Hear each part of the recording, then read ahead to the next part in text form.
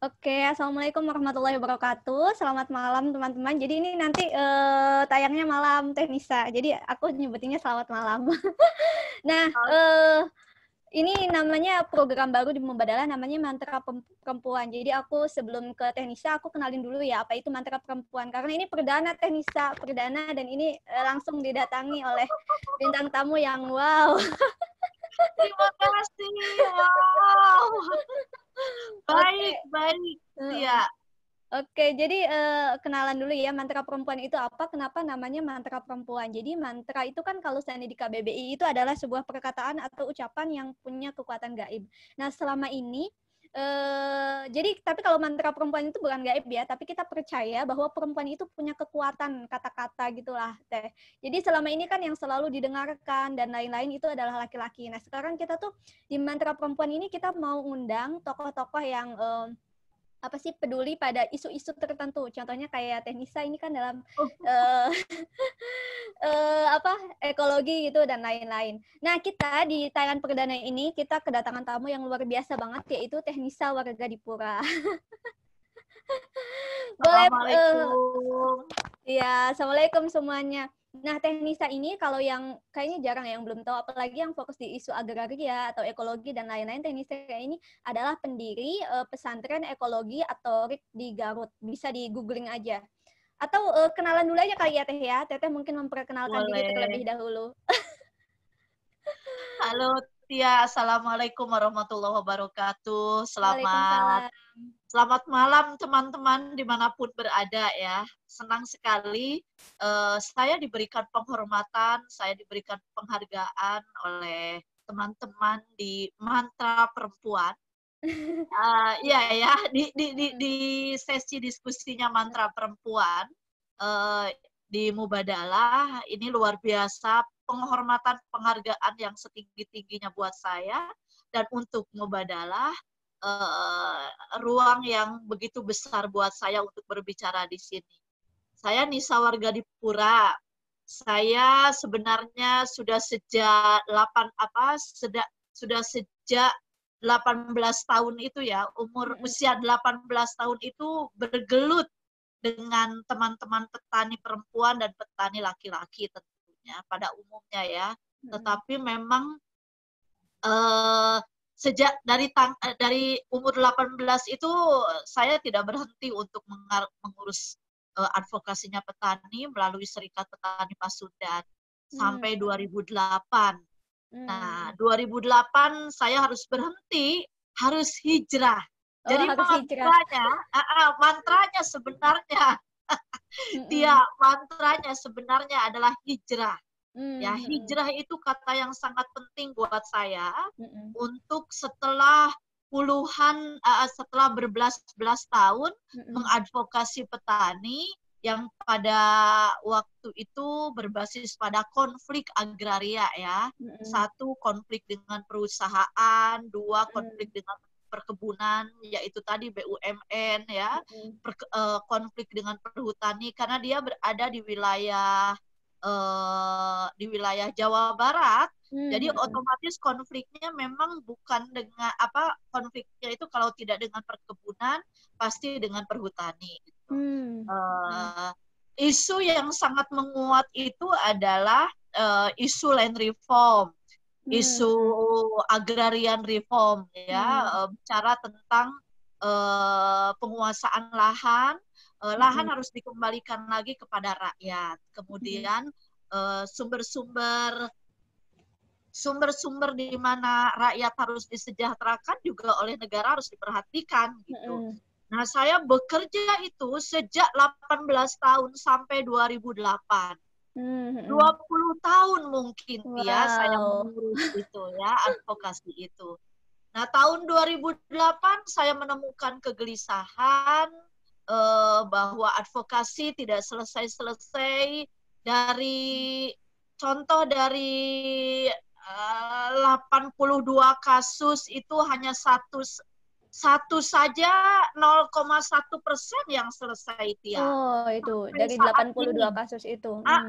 Sampai saat ini ya, saat ini tuh hanya 1-2 kasus, bayangkan. Dari 82 kasus itu sampai bisa sangat dihitung sekali ya. 1 sampai 2 kasus yang bisa diselesaikan dan dikuasai oleh rakyat. Tapi dikuasai pun ternyata tidak cukup, disertifikatkan pun ternyata tidak cukup, dan itu kemudian lost control dan kemudian hilang lagi yang duanya juga, gitu ya. Hanya sisa-sisa aja jejak-jejaknya. Nah, kegelisahan itu sangat kuat karena itu tadi yang 2 kasus selesai, 2 kasus selesai, tapi kemudian tanah malah dijual lagi gitu ya. Tanah sudah dikuasai, disertifikatkan, dilegalkan ya, kemudian dilegalkan, tapi kemudian petani masih tetap tidak sejahtera gitu. Ada apa? Ini menjadi kegelisahan yang sangat akut di pikiran saya. Kemudian akhirnya saya hijrah, kemudian meminta suami untuk mendirikan pesantren, tetapi pesantrennya yang bukan biasa-biasa saja gitu. Kita sudah cerita ya ini ya. Iya, nggak apa-apa, kan yang lain. Iya, kemudian mungkin hidup saya memang 10 tahun Tia. 10 tahun di di forum ya, namanya Forum Pemuda Pelajar Mahasiswa Garut ya. 10 tahun saya di Forum Pemuda Pelajar Mahasiswa Garut, kemudian 10 tahun saya menjadi salah satu direktur advokasinya Serikat Petani Pasundan, sekaligus saya juga menjadi pemimpinnya SPP, dan 10 tahun saya mendirikan pesantren. Dan mungkin ini sudah 12 tahun pesantren. Pesantren ekologi ini. Udah, jadi setelah gelisah dari SPP membangun Serikat Petani Pasundan, gelisah karena ternyata tanah yang sudah disertifikatkan, sudah dilegalkan juga ternyata tidak memberikan kesejahteraan pada petani, ya, Tia. Kemudian saya gelisah ingin membangun sesuatu yang berbeda yang tidak pernah dilakukan oleh teman-teman sesama advokasi gitu. Sesama organizer petani, sesama orang-orang yang melakukan advokasi di serikat-serikat tani. Kemudian saya meminta, ayo kita buat laboratorium. Saya bilang pada suami saya, tapi kan harus ada banyak juga pengikutnya si pesantren ini gitu. Suami saya kan orang pesantren. Dia anak kiai besar kiai cukup besar di Kabupaten Garut. Jadi saya mengajak dia untuk membangun pesantren supaya nggak juga ditanya-tanya sama temannya, kapan kamu punya pesantren, kapan kamu punya santri gitu. Tapi saya pingin mempunyai pesantren yang berbeda, Tia. Jadi jangan sama seperti Agim, jangan sama seperti Ustadz Mansur gitu. Kita mengejarnya akan kesulitan. Nah, Teh, ini menarik banget ya tadi pesantren yang berbeda. Nah, apa sih yang berbeda dari ekologi atorik ini? Sebenarnya ada sih ya namanya ekologi gitu. Sebenarnya namanya pesantren atorik ya, namanya pesantren atorik gitu ya. Sesuatu yang datang pada malam hari, karena imajinasi kita kebanyakan datang pada malam hari, berefleksi gitu ya, mengevaluasi diri.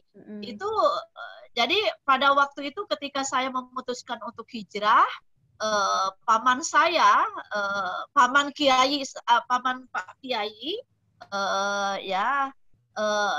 diminta sarannya, sudah bacakan saja atorik gitu ya. Gitu.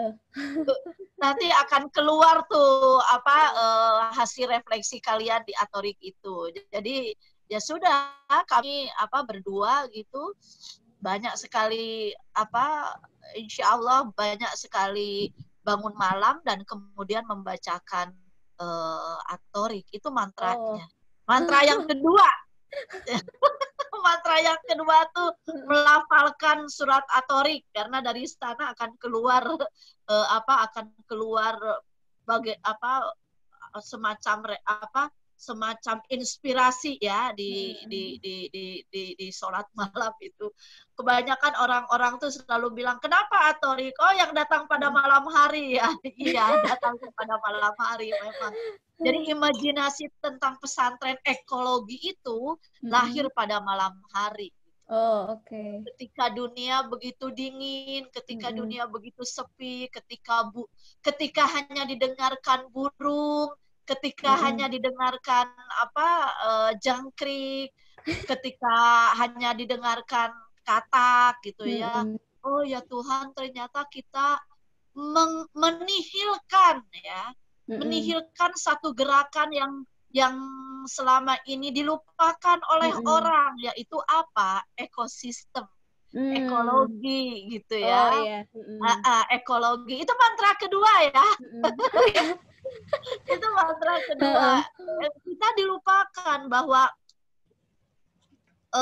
kita juga jadi refleksi dan evaluasi kita bahwa ketika kita mengadvokasi, kita hanya pada advokasi saja, pada penguasaan, tidak membicarakan tentang bagaimana tata produksi lahan garapan yang dikuasai oleh kita. Itu tidak ada gitu ya.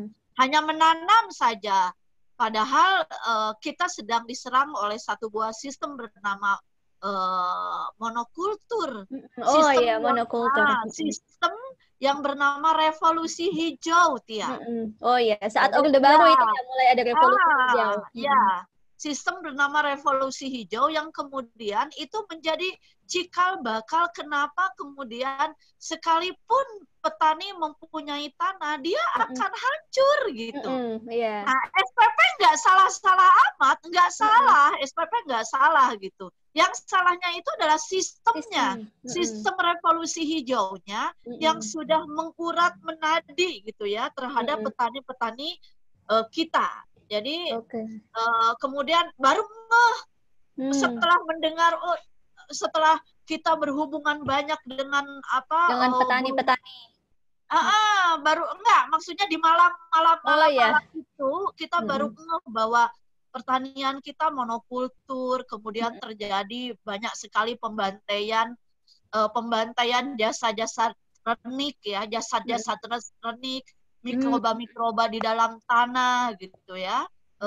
Kemudian banyak sekali ulat-ulat, kepompong-kepompong yang dibunuh gitu ya. Basmi gitu ya oleh pestisida. Pestisida gitu. Oh, ternyata ini yang dinamakan dengan sesuatu yang harus ditempuh oleh kami gitu ya. Sesuatu yang ditempuh oleh kami bahwa kesalahan-kesalahan itu harus dibangun di pesantren. Bukan kesalahan. Kelupaan itu harus dibangun oleh pesantren ekologi gitu, Tia. Nah, pesantren ini gitu yang diminta oleh saya kepada Kiai Ibang, suami saya. Kiai, mari kita buat saja. Gitu. Saya bantu. Masa Serikat Petani Pasundan aja berdiri dengan besar, berdiri dengan kukuh gitu ya, dengan kuat. Masa kita dengan pesantren yang hanya sekarang itu sudah 1 hektar ya. Mari kita bangun bersama dengan itu tadi mengembalikan pemulihan ekologi karena kita sudah mempunyai pelajaran yang begitu penting, baik itu ketika menjadi aktivis di di FFMG, Forum Pemuda Pelajar Mahasiswa Garut, baik saya waktu itu menjadi direkturnya Yayasan Pengembangan Masyarakat yang mendampingi SPP, begitu, kemudian mengorganisir anggota-anggota Serikat Tani dan berhubungan langsung dengan petaninya, berhubungan langsung dengan tata produksinya. Sudahlah, kita bangun aja pesantren ekologi gitu. Nah, ya mari kita membangun pesantren ekologi gitu. Ada banyak konsekuensi yang memang harus diambil di pesantren ekologi itu. Oke. Sebenarnya sebelumnya nih, kan kayaknya takutnya teman-teman nih nggak nyambung gitu. Ini monokultur itu apa? Takutnya kan ada yang ini. Jadi monokultur itu adalah tanaman, satu jenis tanaman ya Teh ya, dan itu memiliki banyak sekali tingkat negatif kayak seandainya kalau seandainya ada serangga satu, ada serangga diingin serangga semua, maka itu harus dibasmi semuanya gitu ya, dan itu akan menghilangkan ekosistem. Jadi ini untuk Nah, oke lanjut Teh. Itu kan itu menarik banget tuh Teh. Nah, kemudian apa solusi yang ditawarkan oleh pesantren ekologi ini? Tadi kan Teteh bilang ekosistem dan Ya, lain-lain. jadi saya belajar banyak ya dari ayah, dari ibu, waktu saya kecil, dari paman, dari kakek, ya, utama dari paman-paman saya yang petani dan bibi-bibi saya ya. Dan saya juga belajar dari satu buah sistem di Sunda ya, itu namanya kebun talun, kebun Kebun talun. sosial. Iya. Kebun sosial. Ini mantra ketiga, Tia. Oke. Mantra ketiga itu ya, mantra ketiga itu adalah belajar dari leluhur. Iya. Sangat belajar dari masa lalu. Masa lalu sangat belajar sekali. Nah, pada waktu itu saya berpikir bahwa dulu kita tidak mengenal pestisida. Iya, betul. Dulu kita tidak mengenal benih hibrida. Ya, itu mantra ketiga tuh. Mengulang kembali pengetahuan lama ya. Pengetahuan lama. Itu mantra ketiga penting itu untuk melihat ke belakang kembali ya. Bagaimana kakek nenek kita memperlakukan kebunnya. Memperlakukan kebunnya yang pada waktu itu bukan monokultur, tapi polikultur, bermacam-macam. Bermacam-macam. Nah, kegagalan di Indonesia itu utama di Jawa Barat, kegagalan panen itu kebanyakan adalah monokultur. Ya, kenapa bisa gitu? Iya, nanti tanah lama-lama kering ya, Teh ya. Ya, kalau sudah menanam kentang, semua kentang. Kalau kentangnya kena virus, semua harus dibasmi ya. Semua kena virus, termasuk jagung juga, termasuk padi juga gitu. Coba, Teh Nisa tuh kan inisiator dari Sekolah Ekologi Indonesia juga. Oh iya. Aceh, Sekolah Ekologi Indonesia tuh di Aceh. Ya, setelah karena tadi saya bilang 10 tahun nih hidup Teh Nisa itu. Jadi 10 tahun ini Teh Nisa mengabdikan diri di Sekolah Ekologi Indonesia. Selain di pesantren ekologi ini juga ya, Teh ya?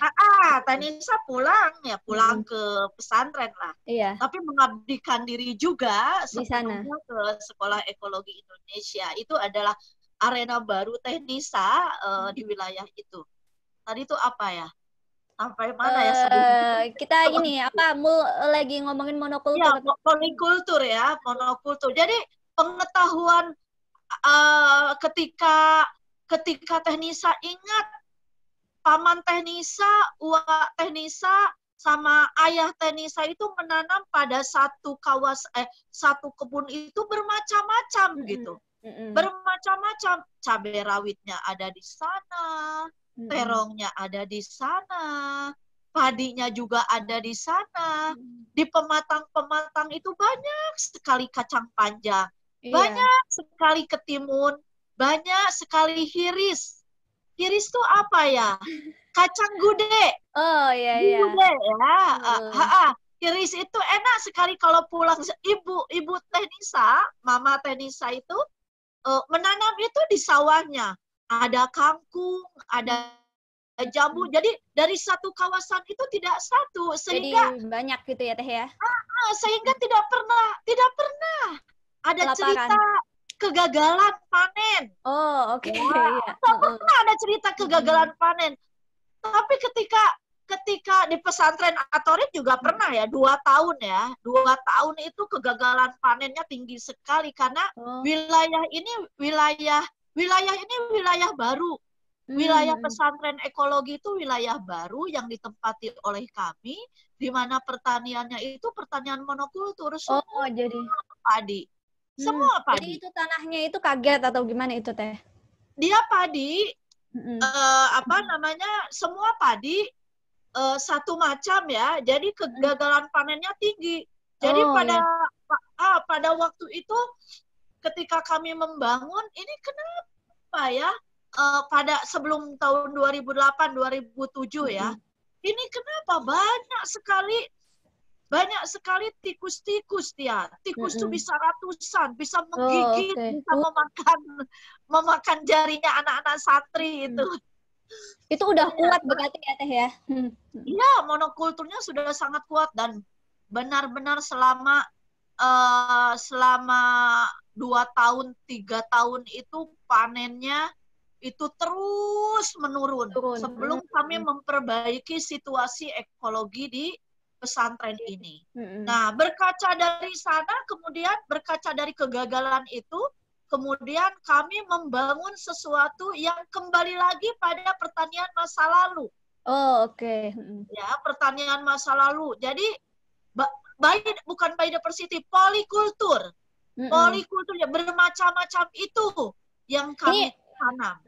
Sebelumnya Teh, kan aku tuh sering dengar tuh multikultur dan polikultur. Ini apa bedanya nih tuh? Beda. Kalau itu sama aja? Beda lah. Kalau monokultur itu satu. Kalau multi? Poli itu bermacam-macam. Kalau mono tuh satu. Poli itu bermacam-macam. Oh ya, aku pernah dengar multikultur. Atau itu enggak? Iya, multikultur sama dengan polikultur. Oh, sama dengan polikultur. Oke. Berarti sama ya. Multikultur sama dengan polikultur. Nah, kemudian akhirnya diperbaiki ya situasi sistem di pesantren ini. Kemudian ditanamlah awalnya dibuatlah semak-semak ya. Tadi saya sambil lihat-lihat ada sebelah mana. Ada apa lagi ya gitu. Jadi imajinasinya ada di kebun Tanisa. Tanisa sedang di atas, jadi kebunnya ada di bawah. Oh, oke. Jadi dibuatlah semak-semak. Jadi semak-semak itu tidak dibantai habis gitu ya, tidak dibersihkan. Semak-semak itu malah dibangun oleh kami untuk mengundang ular-ular. Oh, oke. Jadi kita nggak merusak ekosistem gitu ya Teh ya? Iya, maksudnya gini. Si semak-semak ini akan menghadirkan ular-ular. Nah, ular-ular itu akan menyeimbangkan perkembangbiakan tikus. Oh, oke. Jadi dimakan gitu ya. Kita udah belajar ekosistem dari SMP. Gitu ya. Kemudian kami juga menanam pohon-pohon yang cepat tumbuh. Oh ya. Pohon-pohon yang cepat tumbuh itu apa? Petai selong kalau orang Sunda. Aduh, apa ya petai selong itu ya? Pokoknya pohonnya petai Cina ya. Petai Cina itu kan gampang sekali ditanam dia. Ya, gampang sekali ditanam dia. Nah, petai Cina itu untuk apa? Untuk mengundang burung hantu. Oh, oke. Ya, cepat sekali tumbuhnya. Ya, paling tidak petai Cina bisa mengundang burung-burung ya. Nah, itu mantra yang penting loh. Iya, membuat ekosistem yang berjalan gitu ya Teh ya. Bukan. Mantra yang keempat ya. Yang tadi kan pengetahuan lokal. Lihat lagi tuh pengetahuan terdahulu orang leluhur gitu. Nah, yang keempat itu mencari tanaman-tanaman yang cepat tumbuhnya supaya cepat memulihkan ekosistemnya, Tia. Supaya cepat memulihkan ekosistemnya. Nah, satu, supaya padi kita tidak diganggu ya, maka ini berapa menit lagi kita? Masih lama? Ini 1 jam sih ya, masih lama Teh. Oke. Setengah jaman lagi. Ya. Nah, kemudian itu si rerimbunan itu kalau memang bisa itu ditumbuhkan, kalau tidak dibiarkan. Jadi ada beberapa gundukan rimbunan yang dibiarkan. Ini yang dibuat untuk ular ya. Ular tuh kan senang dengan rerimbunan, dia akan pulang lagi dan itu menjadi sarangnya Ria.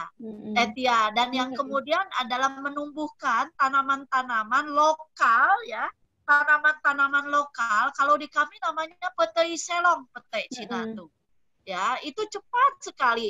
Selain cepat itu juga bisa dimakan. Dan yang paling keren lagi dari rerimbunan itu, kita juga bisa memakan makanan rerimbunan itu. Oh, itu bisa juga ya, Teh, kalau seandainya kita. Karena di sana ada banyak sekali teh herbal. Ya, ada banyak sekali teh herbal, Tia. Kita bisa mendapatkan seperti teki, ya, rumput teki. Rumput teki itu bagus sekali ya untuk herbal. Kemudian kita mendapatkan pegagan, ya, di rumputan dasar tanahnya rerimbunan itu ada pegagan. Jadi double tuh Tia, double kita mendapatkannya, ya, ekosistemnya terbangun. Manfaatnya kita dapat ya. Manfaatnya juga terbangun, termasuk petai Cina juga ya. Petai Cina pucuknya juga bisa terbangun, kemudian makanannya dari biji-biji petai Cina juga kita bisa makan gitu. Iya. Dan saya jadi ingat Kasepuhan Cipta Gelar itu loh, Teh. Kan mereka nggak mau ya iniin hutan gitu dan lain-lain, dan mereka menjaga ekosistem begitu. Ya, tapi kan kalau Cipta Gelar itu sudah ada. Ya, oh iya, sudah ada gitu kalau ya. Kami kan, kalau kami kan memulihkan. Ini kan Indonesia itu jadi laboratorium bagaimana cara memulihkan ekosistem. Tanda kutipnya adalah memulihkan. Kembali. Nah, ini mantra kesekian kalinya adalah cara-cara memulihkan kembali ekosistem yang rusak. Nah, cara-caranya yaitu tadi gitu. Karena yang namanya tikus, jagonya itu bukan manusia untuk menyeimbangkan.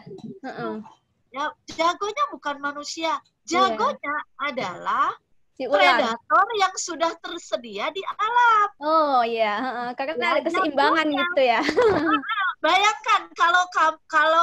Bayangkan kalau di sungai, jagonya itu bukan manusia. Jagonya di sungai itu bukan manusia. Jagonya itu adalah ikan. Ya? Jadi nggak bisa dilawan gitu ya. Dia hidup berkesinambungan gitu. Nah, predator-predatornya sudah disediakan oleh alam, Tia. Nah, kemudian datang ke sini, pekerjaan kami itu menanam. Jadi 10 tahun itu kami menanam, termasuk bagaimana yang sudah hilang. Pada hari Minggu, ini hari Senin ya, hari Minggu kemarin saya diberikan satu buah ruangan belajar yang sangat besar, namanya Sekolah Lapang Perhutanan Sosial. Oh iya. Jadi ada banyak pemuda-pemudi, ada sekitar 50 orang yang menjadi siswa lapangnya. Dan mereka adalah orang Sunda semua. Saya cek ya, karena memang orang Garut ya, orang Garut. Maksudnya penerima SK di Kabupaten Garut. Saya mengecek mereka, apakah mereka masih ingat dengan habitat biodiversity-nya, habitat binatang dengan pertanian, tanaman lokal yang biasa mereka makan gitu ya, di wilayah hidup mereka. Saya cek, ternyata mereka hanya beberapa belas tumbuhan saja yang mereka tahu. Mereka tahu. Padahal Sunda itu adalah, masih ingat kan, orang Sunda tuh kalau dilepas di kebun dia tetap akan hidup. Oh iya. Ya, jadi saking banyaknya gitu ya, jenis tanaman. Saking banyaknya tanaman di tanaman pangan ya, pangan di Sunda, sampai Sunda orang mengatakan orang Sunda mah 2 minggu dibiarkan di kebun juga dia hidup gitu ya. Karena memang semua tanaman di tempat kami itu bisa dimakan gitu ya. Gitu. Hampir semua makanan yang beracun pun bisa dikelola gitu. Yang beracun pun bisa dikelola, bisa dimakan oleh kami semua. Jadi kita semua di Sunda ya, khususnya di Garut, khususnya di wilayah kami, biodiversity pangan itu hancur. Maka secara perlahan kami mengumpulkan ya sebagai tindak lanjut dari keekologiannya pesantren. Karena buat kami Green Din itu adalah Green Din ya, kajian-kajian yang sedang kami kaji itu kan harus holistik. Ya, bukan persoalan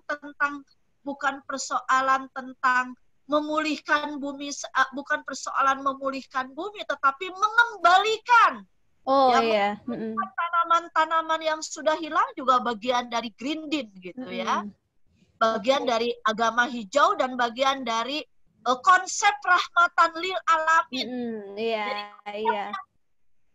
Mantra yang kesekian kalinya pesantren ekologi itu adalah mempunyai prinsip yang kuat terhadap rahmatan lil alamin. Bumi untuk semua gitu. Maka dihadirkan kembalilah tanaman-tanaman yang sudah hilang itu gitu. Iya, betul. Dan akhirnya menjadi cagar benih dan cagar pangannya di Indonesia. Ya, bersyukur banyak orang yang mengatakan ini adalah cagar benihnya pesantren ekologi adalah cagar benihnya pesantren dan cagar benihnya Indonesia. Gitu. Itu karena bagian dari rahmatan lil alamin. Harus mengembalikan yang sudah hilang. Mengumpulkannya juga lama sekali, Tia. Setiap hari mengumpulkan, setiap hari mencari, setiap hari melakukan hunting, setiap hari Teknisa jalan-jalan. Hebat ya. Ini untuk diketahui teman-teman ya. Jadi di Indonesia itu sebenarnya kan kebanyakan monokultur ya Teh ya. Jadi bahkan Indonesia itu walaupun monokultur, kita bilang monokultur, soalnya banyak yang jualan beras, tapi tetap aja ternyata Indonesia itu masih impor beras ya Teh ya. Aku lihat di data BPS itu ada kita impor beras sekitar ke 7 negara sekarang. Nah, jadi ini merupakan menurut aku adalah cara Teknisa untuk memulihkan ekosistem adalah salah satu cara yang wow banget gitu ya. Kita jadi bisa nggak hanya, tapi Teh permasalahannya itu kan kalau di petani ya, mereka kadang nggak berani untuk multikultur karena dagangan kayak aku baca kemarin hasil penelitian ya. Di Sulawesi itu mereka maunya menanam kokoa aja. Karena satu ini kokoa semua gitu. Karena itu harganya tinggi gitu. Padahal ternyata setelah bertahun-tahun tanah itu kan rusak. Kemudian karena terus dipakai pestisida, akhirnya si binatang itu mereka makin kuat gitu. Nah, itu gimana Teh? Karena kan kita bukan hanya cukup gitu ya secara makanan kita, tapi kadang orang-orang tuh butuh uang gitu. Apakah bisa gitu dengan cara Grand Design ini memulihkan ekosistem ini kita menghasilkan itu gitu, menghasilkan ekonomi dan lain-lain? Iya, kita semua sedang sesat pikir. Oh ya. Ya, namanya sesat pikir. Bukunya saya mau memperlihatkan. Itu sesat pikir karena revolusi hijau. Oh ya, dari zaman Orde Baru itu revolusi hijau. Sebenarnya dipaksa terus-menerus gitu ya Teh ya. Betul. Dan kampanye Black Campaign terhadap pertanian multikultur juga sangat kuat ya. Sangat kuat. Dan lebih kuat revolusi hijau. Lebih kuat revolusi hijau daripada pertanian multikultur. Gitu ya. Nah, buat kami monokultur itu bagaimanapun juga sesat pikir. Ya, contoh ya apa yang dikatakan Tia sangat benar. Bukan saja di Sulawesi ya. Kebanyakan memang di daerah-daerah monokultur, salah satunya Sulawesi. Coba kita lihat lebih dalam lagi ya. Satu kampung di daerah sawit di Sulawesi juga ya. Saya juga bersama Sayogyo Institute melakukan pendalaman yang sangat kuat di salah satu desa. Nah, itu dulu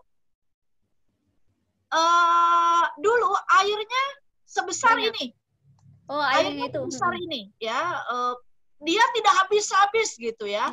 Ketika masih menjadi hutan. Ketika ketika ditanami sawit, airnya jadi segini. Dan jadi itu merusak banget ya Teh ya? Iya, dan itu bergantian gitu. Itu sesat pikir gitu. Satu, kita sudah sawitnya, harganya, buah sawitnya turun gitu ya. Kita sudah tidak mempunyai air. Terus ekologi kita. Ya, belum lagi pada musim kemarau, tanahnya itu jadi kering sekali sehingga debu kemana-mana dan kemudian akhirnya kena ispa. Ya, menjadi rongrongan masalah ispa selanjutnya, penyakit ispa gitu. Jadi ini adalah sesuatu yang sesat pikir buat kami gitu. Bayangkan kalau kebun kita adalah kebun yang semua serba ada. Kita nggak kelaparan gitu ya Teh? Kelaparan. Peteknya ada, airnya terus-terusan ada, ikannya ada, buahnya ada, padi humanya banyak, talasnya ada, singkongnya ada. Itu luar biasa begitu. Iya, nah, betul. Situasi itu memang sebenarnya mendominasi pikiran-pikiran, termasuk pikiran-pikiran para akademisi kita. Iya, pemerintah juga mengeluarkan itunya begitu ya. Kokoa dan lain-lain itu hasil pemerintah kan mereka. Iya, program pemerintah itu sesat pikir dan sekaranglah terasanya. Yaitu tadi pandemik ini adalah bagian dari satu buah kekacauan yang dibuat oleh kita sendiri. Iya. Ya, dari mulai zoonotik patogen itu ya, bagaimana zoonosis itu, si virusnya corona itu keluar dari hutan. Ya, itu karena apa? Karena memang ekosistemnya dihilangkan ya. Dihilangkan gitu. Utama di biodiversity-nya. Coba kalau semua kebun itu berbasis biodiversity, sampai saat ini kita mungkin akan baik-baik saja ya. Akan baik-baik saja gitu. Iya. Iya, tapi permasalahannya kan begini ya Teh ya. Biasanya orang-orang kita kebanyakan makan beras dan lain-lain yang akhirnya itu membuat biasanya kan pemerintah itu menyuruh kita untuk ada surplus gitu makanan. Nah, sementara kalau seandainya multikultur itu kadang orang-orang bertanya-tanya apakah akan selalu ada gitu Teh?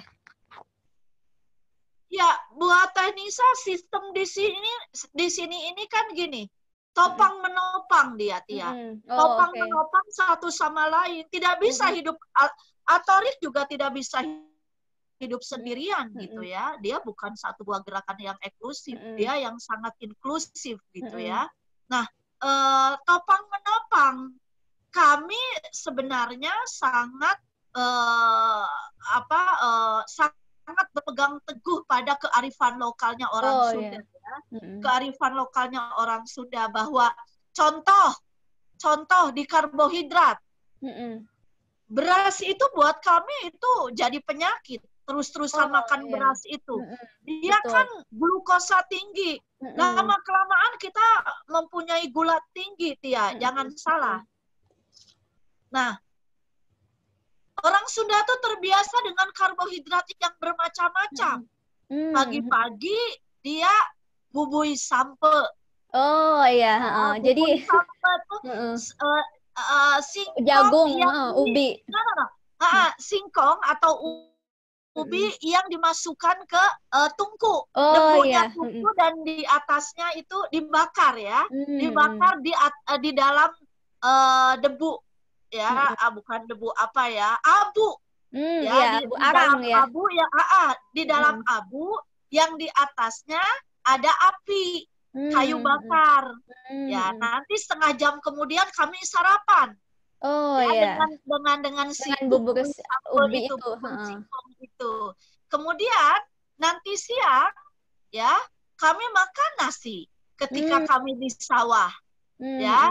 Nanti malam kami makan rebus jagung. Oh, oke. Dan itu sama-sama karbohidrat gitu. Dan kami itu sebenarnya bukan ke kebun. Kami itu perginya ke leweng. Leweng itu ke hutan. Hutan ya. Ke hutan. Kami Karena pergi diversity ya. kami bekerja untuk mencari makan itu di hutan gitu ya. Dulu itu kami di leweng, di hutan. Nah, itu benar-benar direproduksi oleh pesantren ekologi kepada santri-santrinya, diajarkan ya bahwa makan itu tidak harus beras. Makan itu, nah nanti di siangnya kita bisa makan jambu, kita bisa makan peyem, ya. Oh ya, betul. Kita bisa makan kelapa muda, ya kelapa mudanya bisa nanti siang kita bisa snacknya bisa makan rujak apapun ada gitu, jambu batu pun bisa dirujak oleh kita gitu Tia. Iya, jadi bergizi ya Teh. Dan yang dibutuhkan oleh kita terutama perempuan ya, terutama perempuan itu adalah biodiversity pangan ya. Karena di Indonesia, nah pesantren Atorik juga akhirnya menjadi laboratorium untuk para perempuan yang pada saat ini perempuan terancam. Satu, terancam karena angka kematiannya tinggi ketika melahirkan. Angka kematian ibu gitu ya, Teh? Iya, kematian ibu dan kematian bayi itu sangat tinggi di Indonesia. Kenapa? Orang makannya itu-itu saja. Ya, makannya itu-itu saja, dan yang paling mengerikan ya. Itu yang paling mengerikan itu adalah ketika makan beras raskin, lauk pauknya mie instan. Bagaimana ibunya, bagaimana bayinya, bagaimana nanti besar bayinya, bagaimana kesehatan ibunya. Kenapa Tenisa bilang ini akan mengancam krisis di negara kita dengan kader-kader yang sangat tidak mempunyai intelijensia yang kuat. Iya. Jadi SDM-nya menurun karena tidak bergizi gitu ya. Iya, karena asupan ke dalam tubuhnya sangat kurang. Iya, tidak mempunyai biodiversity pangan. Makannya itu saja. Udah tahu, balik lagi ke tempe. Iya. Dari tempe balik lagi ke kangkung. Dari kangkung, ya mending kalau ada yang mempunyai di kelompok tengah. Kalau kelompok bawah tidak lagi seperti itu dia. Makanya ketika ibu-ibu sekarang, ibu-ibu muda sekarang itu rata-rata Tia, ini hati-hati buat Tia dan teman-teman juga, bukan hanya perempuan tetapi laki-laki juga. Laki-laki dengan sperma yang sangat tidak berkualitas, berbahaya. Perempuan dengan reproduksi yang sangat lemah itu sama-sama berbahaya. Kenapa? Karena biodiversity pangan itu tidak ada di dalam tubuh kita. Makan kita hanya itu-itu saja. Iya, nasi yang banyak glukosanya tinggi gitu ya Teh ya. Nah, gula putih gitu ya, memasuk gula putih, tidak gula aren gitu. Lebih baik gula aren daripada gula putih. Kemudian itu menjadikan badan kita ringkih, tidak mampu mengejar, tidak mampu melahirkan normal, sehingga dia itu melahirkan dengan cara-cara sesar. Kenapa? Ya tidak punya tenaga. Dari mana tenaganya? Makanannya tidak bergizi gitu ya. Tidak punya tenaga, utama gizi, tidak punya tenaga untuk melahirkan, untuk mengeluarkan bayinya dengan cukup. Tidak punya, karena tidak mempunyai makanan yang bergizi. Hanya dari makanan-makanan yang berkualitas tinggi lah. Ya, hanya dari makanan-makanan yang berkualitas tinggi lah perempuan bisa melahirkan dengan cara normal. Budget kita sekarang itu 2 juta untuk melahirkan. Budget normal kita untuk melahirkan normal. Tapi ketika di sesar sekarang 15 juta. Naik berapa kali lipat dia? Naik berapa kali lipat? Padahal makanan-makanan yang bergizi tinggi itu sangat sederhana. Makanan-makanan yang mengandung superfood. Itu ada di lingkungan kita. Makanan-makanan yang tidak harus ditanam. Makanan-makanan yang bersifatnya non-populer. Non-populer. Bukan wortel, bukan brokoli, bukan kentang, bukan apalagi, bukan kol, bukan itu. Ya, yang superfood itu apa? Pegagan.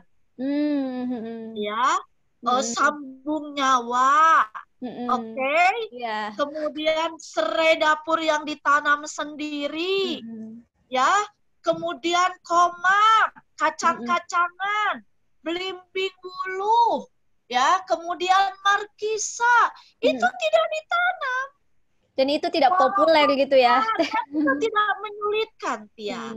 Saya sangat mewanti-wanti sekali kepada perempuan-perempuan, terutama perempuan-perempuan muda, yang bagaimanapun juga pada dekade ini akan melahirkan generasi yang intelijensianya harus di atas rata-rata. Ya, yang kacang-kacangannya bukan hanya kacang hijau saja yang ditanam pestisida, tapi kita juga punya kacang yang lain. Bukan hanya kacang kedelai saja gitu. Seolah-olah bukan hanya kacang merah saja. Asam folat kita sangat banyak sekali dan sangat mudah sekali untuk ditanam, Tia. Begitu. Dan kemudian tahu, Tia, coba lihat setelah 3 tahun, setelah 3 hari ya, setelah 3 hari ibu muda ini melahirkan, anaknya dikembalikan lagi ke rumah sakit. Oh iya. Untuk disinar. Karena apa? Karena bilirubin. Itu kegagalan ginjal, Tia. Anaknya aja, ibunya udah bermasalah. Anaknya bermasalah. Ya, jadi apa yang kita makan itu apa yang ada yang menyerap di dalam tubuh kita. Begitu, Tia. Oke. Ini menarik banget sih, Teh, sebenarnya.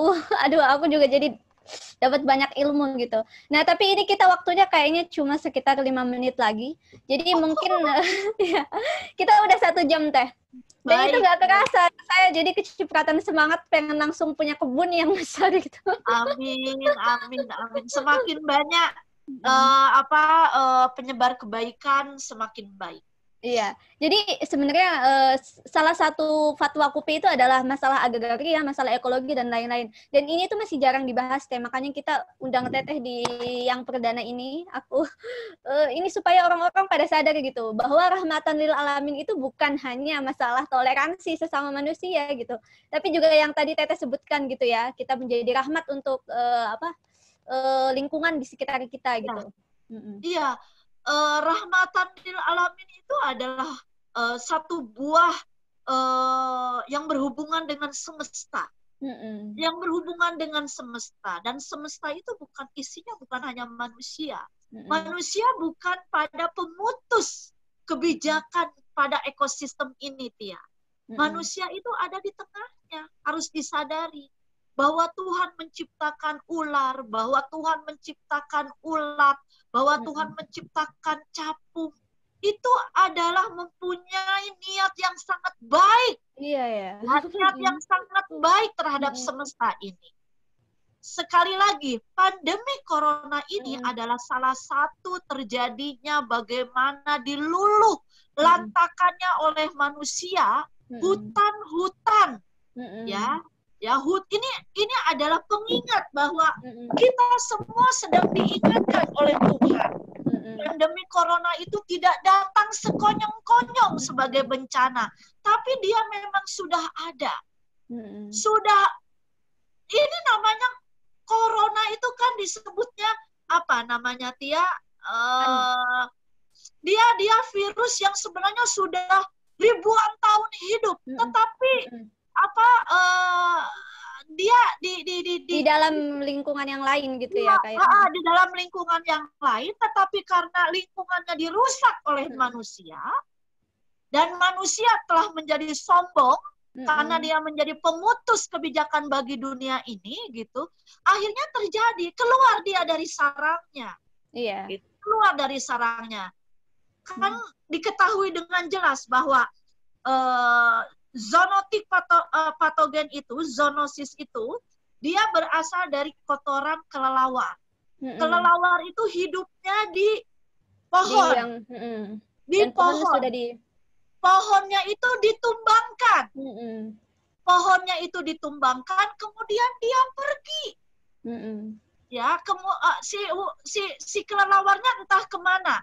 Nah, si yang menumbangkannya itu kemudian terkena kotoran-kotoran dari si kelelawar itu yang ada virusnya.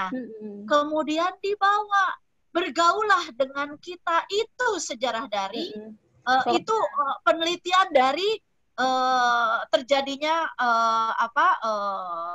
pandemik ini. Jadi dengan pandemik ini kita sudah nyata bahwa semesta sedang diingatkan. Rahmatan lil alamin itu bukan hanya persoalan intoleransi saja, tapi persoalan bahwa kita harus berdampingan dengan begitu banyak keanekaragaman di sekitar kita. Bukan hanya burung, bukan hanya dengan makhluk, tetapi tetumbuhan juga. Itu begitu, yang memberi kita makan setiap hari ya Teh ya. Jadi kita harus Terima kasih Tia. Oke. Ini menarik banget ya. Jadi aku paling ngambil ini banyak banget sebenarnya kesimpulannya, tapi aku paling ngambil bahwa kita harus memulihkan ekosistem lagi gitu ya Teh ya. Bahwa itu grand design yang sudah diberikan Tuhan itu, hutan dan lain-lain, itu adalah hal yang paling baik gitu. Jangan sampai kita mengubahnya pengen jadi monokultur dan lain-lain yang padahal akhirnya itu membawa ke keinian buat kita, ketidakbermanfaatan buat kita gitu akhirnya. Monokultur dan lain-lain. Padahal sudah disediakan grand design oleh Tuhan semacam hutan, itu yang memberikan kita banyak sekali hal gitu ya Teh ya. Dan itu gampang sekali, sangat mudah, sangat sederhana. Lakukan hal-hal yang kecil, lakukan dari hal-hal yang mudah. Di kebun pekarangan mulailah menanam 1-2 benih saja, begitu Tia. Iya. Sekarang juga lagi ramai lagi ya urban farming, dan semoga itu akan terus berlanjut gitu. Karena kan yang aku baca itu ketahanan pangan itu bukan hanya tentang keberlanjutan, tapi juga tentang bergizi. Tadi Teteh juga udah ngasih penjelasan ya, bahwa dengan multikultur itu kita sangat bergizi, karena kita bukan makan hanya satu jenis makanan gitu. Dan itu akan selalu berlanjut, karena tanah nggak bakalan rusak gitu, dan kita tidak merusak ekosistem gitu. Dan itu mencukupi kita gitu ya Teh ya. Tanah kita sangat hidup. Iya, tanah kita sangat hidup dengan ekosistem yang baik. Iya, itu jadi wow, itu luar biasa, sudah mencukupi, berkelanjutan, bergizi, apalagi yang dicari gitu. Oke, Teh, ini untuk terakhir Teh ada seandainya pesan, kesan dan lain-lain, kata-kata terakhir untuk teman-teman yang nonton gitu.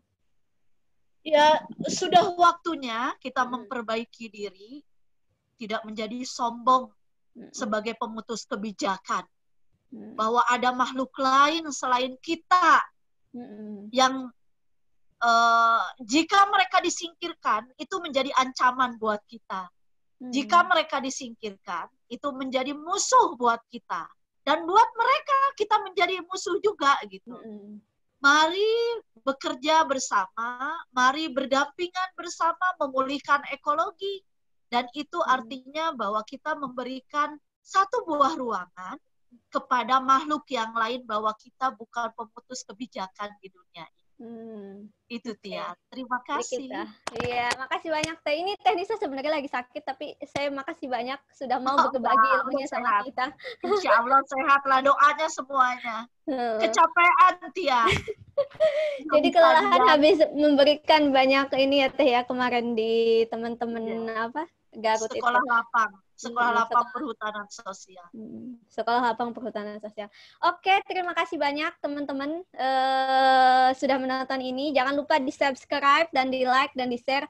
Ini pasti bermanfaat banget. Jadi makasih juga Teh Nisa sudah meluangkan waktunya di tengah keletihan dan lain-lain. Dan semoga kita habis ini mengambil, saya yakin banyak banget manfaat yang kita dapatkan gitu. Ya, terima kasih. Wassalamualaikum warahmatullahi wabarakatuh.